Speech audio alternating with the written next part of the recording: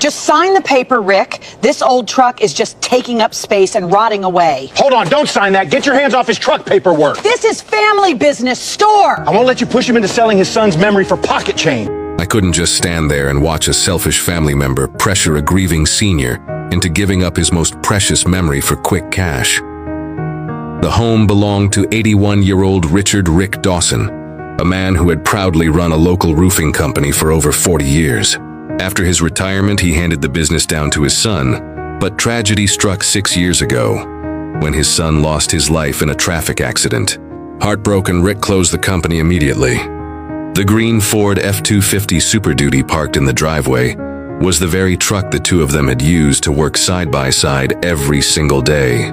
Since that tragic day, Rick could never bring himself to turn the key again, leaving the vehicle forgotten as dead leaves and moss slowly covered the hood.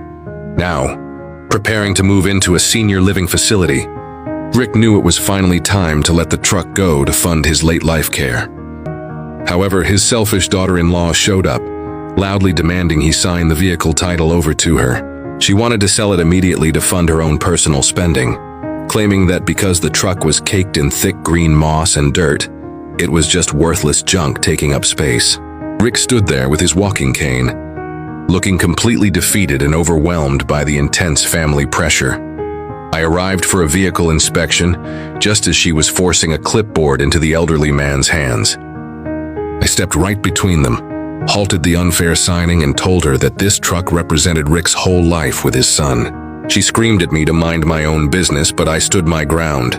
I assured the emotional grandfather that his truck was highly valuable, and I promised to fully restore it back to life for free so he could keep 100% of the true funds for his retirement. The deep restoration at my garage was an emotional journey.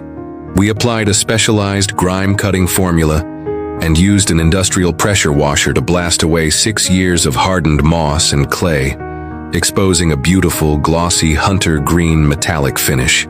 We polished out the heavy scratches, brought the wheels back to a high shine, and completely steam sanitized the dust-choked cabin until the interior looked and smelled factory new. Mechanically, we flushed the old fluids, put in a fresh battery, and got the powerful engine roaring flawlessly. When we drove the immaculate, gleaming Ford F-250 back to his home 48 hours later, Rick broke down in tears of pure relief, feeling like his son's memory had been deeply honored.